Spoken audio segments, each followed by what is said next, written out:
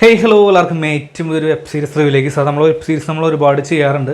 പക്ഷേ അതിൽ ഏറ്റവും നല്ല ക്വാളിറ്റി നോക്കിയാൽ കണ്ടു കഴിഞ്ഞാൽ എനിക്ക് ഇഷ്ടപ്പെട്ടതോ അല്ലെങ്കിൽ റെക്കമെൻഡ് ചെയ്യാൻ പറ്റണമെന്നതോ അല്ല ഒരാൾ അറിയണമെന്ന് തോന്നുന്നതോ അങ്ങനത്തെ സീരീസുകൾ നമ്മൾ കൂടുതൽ റിവ്യൂ ചെയ്യാൻ വേണ്ടി ചെയ്യാറ്, അല്ലെങ്കിൽ നിങ്ങളുടെ മുമ്പിലേക്ക് പറയാറ്.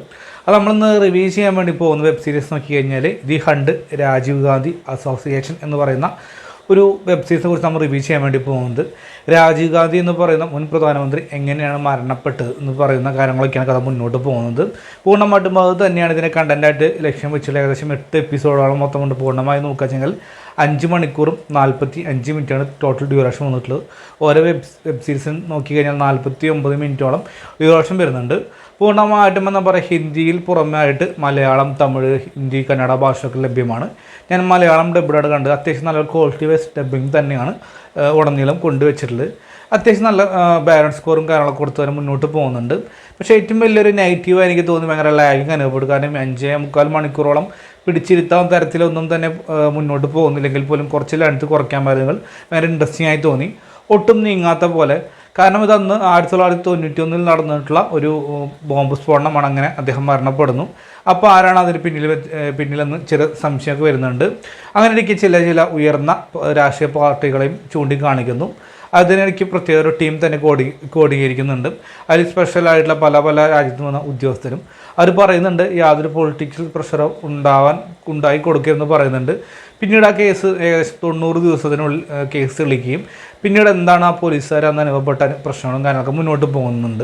ഇതിൽ ഏറ്റവും വലിയ അവസാന ഭാഗത്ത് ഒരു പോലീസുകാരൻ മറ്റേ ഉയർന്ന ഉദ്യോഗസ്ഥനോട് ചോദിക്കുന്ന ചോദ്യം തന്നെയാണ് ഇത് ചെന്ന് അവസാനിപ്പിക്കുന്നത് കാണുന്ന പ്രേക്ഷകരിലേക്ക് മുമ്പിലെത്തുന്നത് എന്തിനു വേണ്ടിയായിരുന്നു എന്നുള്ള ഒരു ചോദ്യം തന്നെയാണ്. ഇത് തുടർന്നുകൊണ്ടിരിക്കും. കാരണം യാതൊരു മാറ്റം ഉണ്ടാവില്ല. ഒരാളെ നിർത്തിവെച്ച് നിന്നും ബാക്കിയുള്ള വ്യക്തി മുന്നോട്ട് പോയിക്കൊണ്ടിരിക്കുന്നുണ്ട്. അതിനിടയ്ക്ക് സോണിയാഗാന്ധി മരണപ്പെട്ട കേസും കാര്യങ്ങളൊക്കെ തന്നെ പറഞ്ഞു പോകുന്നെങ്കിൽ പോലും പൂർണ്ണമായിട്ടും ഈ രാജീവ് ഗാന്ധി എന്ന് പറയുന്ന ഒരു വ്യക്തി തമിഴ്നാട്ടിൽ ഇലക്ഷനുമായി ബന്ധപ്പെട്ട് പ്രചരണത്തിൽ വരുന്നതും അവിടെ വെച്ച് മരണപ്പെട്ടതുമാണ് ഇതിൻ്റെ കണ്ടൻറ്റായി മുന്നോട്ട് പോകുന്നുണ്ട്. പല ചോദ്യങ്ങളും നമുക്ക് ബാക്കിയാക്കി നിൽക്കുന്നുണ്ട്. കാരണം തുടക്കത്തിൽ തന്നിട്ടുള്ള ഒരു കുട്ടി എവിടെയെന്നുള്ള ഒരു ചോദ്യം പിന്നീട് അവരെ ഭാവങ്ങളൊന്നും കാണിക്കുന്നില്ല. പൂർണ്ണമായിട്ടും ഈ ക്രൈമും അതുമായി ബന്ധപ്പെട്ടുള്ള ശ്രേണിയിലാണ് മുന്നോട്ട് പോകുന്നുള്ളൂ. നമുക്ക് പരിചയമുള്ള ഒരുപാട് മുഖങ്ങൾ ഉണ്ടോ എന്ന് ചോദിച്ചു കഴിഞ്ഞാൽ വലിയ പരിചയമുള്ള മുഖങ്ങളൊന്നായിട്ട് എനിക്ക് തോന്നിയില്ല. 1-2 വ്യക്തികൾ മാത്രം എവിടെയോ കണ്ടു പറന്നു പോകുന്ന തരത്തിലുള്ള മുഖങ്ങൾ മാത്രമാണ്. ബാക്കിയൊക്കെ പുതിയ വ്യക്തികളെന്നാണ് എൻ്റെ ഒരു വിശ്വാസമായിട്ട് എനിക്ക് തോന്നുന്നത്. അവസാനമായിരിക്കില്ല നമ്മുടെ ശരത് കുമാറിൻ്റെ സിനിമയിലെ പല പടത്തിൽ നമ്മൾ കണ്ടിട്ടുണ്ട്. ആ പോലീസ് ഉദ്യോഗസ്ഥൻ അതിൽ അത്യാവശ്യം വ്യത്യസ്തമല്ല റോൾ ചെയ്യുന്നുണ്ട്. അതുപോലെ തന്നെ നമ്മുടെ നിഷാന്ത് ഏതോ സായങ്ങളിൽ ആ പടത്തിൽ നിഷാന്ത് സാഗർ ഇതിൽ പ്രധാനമായിട്ട് റോൾ ചെയ്യുന്നുണ്ട്. അതെന്ന് തോന്നുന്നു അദ്ദേഹത്തിൻ്റെ പേര് വ്യക്തമായിട്ട് ഓർമ്മ വരുന്നില്ല. ആ 2 വ്യക്തികളാണ് പരിചയമുള്ള ആകുമായിട്ടുള്ള മുഖങ്ങളായി വരുന്നുള്ളൂ. ബാക്കിയൊക്കെ പുതിയ ഫേസ് തന്നെ കൊടുത്തിട്ടുള്ളൂ.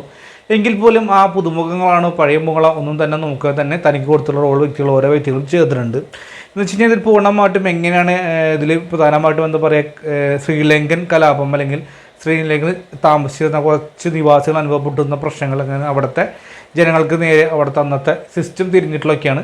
അതിനെതിരെയാണ് പോരാട്ടമായിട്ട് മുന്നോട്ട് വരുന്നത്. അല്ലെങ്കിൽ അവിടുത്തെ കുറച്ച് മിലിറ്ററി ഉദ്യോഗസ്ഥരുണ്ട്, അവരെ ജനങ്ങളെ പൂർണ്ണമായിട്ടും അവരെ കുടുംബത്തിൽ നശിച്ചു, അതിനെതിരെ പ്രതികാരം ചെയ്യുന്നതൊക്കെയാണ് കാരണമെന്നൊക്കെയാണ് ഇത് വ്യക്തമാക്കി തരുന്നത്. അത് സത്യമാണോ ഇല്ലേ പൂർണ്ണമായിട്ടും എനിക്കറിയില്ലെങ്കിൽ പോലും നമുക്കത് വിശ്വസിക്കാതെ വേറെ വഴിയില്ല. എന്തായാലും രാജീവ് ഗാന്ധി അസോസിയേഷൻ എന്ന് പറയുന്ന വെബ് സീരീസ് നമ്മുടെ സോണി ലൈവിൽ ലഭ്യമാണ്. മൾട്ടി ലാംഗ്വേജ് തന്നെയാണ്. അപ്പോൾ കാണാത്തവരുണ്ടെങ്കിൽ അത് കണ്ടു നോക്കുക. നിങ്ങളുടെ അഭിപ്രായം കമൻറ്റ് ബോക്സിൽ രേഖപ്പെടുത്തുക.